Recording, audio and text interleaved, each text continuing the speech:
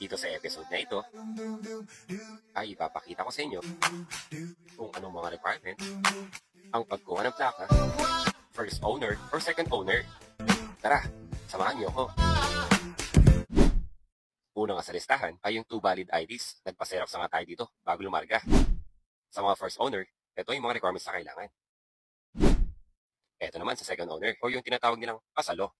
Lumarga na nga tayo dyan at papunta tayo sa St. Chris, Quezon Avenue dahil doon tayo maglalakad ng ating plaka. Nandito na tayo sa LTO Satellite sa Quezon Avenue. At eto naman, yung mga serbisyong tinatanggap nila. Eto naman yung mga papeles na ipipresent ako, collection receipt, ORCR, with 2 valid IDs ng first owner, may 3 pirma, notarized deed of sale, at supporting documents gaya ng insurance. Once kompleto na, pwede na tayong pumila. May taga-kolekta nga lang ng documents at bibigyan ka na ng number at mag-aantay na lang tayong matawag. Dito nga pala tayo sa section bandang kanan. Dito, yung releasing ng mga plaka.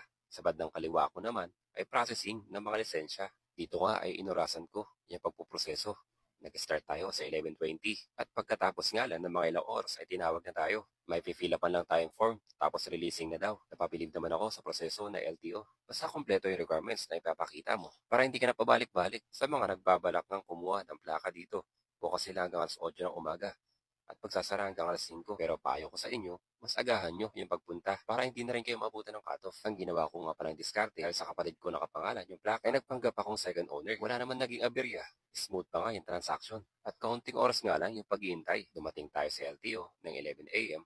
at tatapos tayo ng 12:40 p.m. Sana'y may nakuha ko yung idea at diskarte sa pagkuha ng mga plaka. Kung may katanungan kayo, just leave a comment para masagot ko kayo. Pero make sure naka-follow ka na rin para lagi kang updated sa page ko.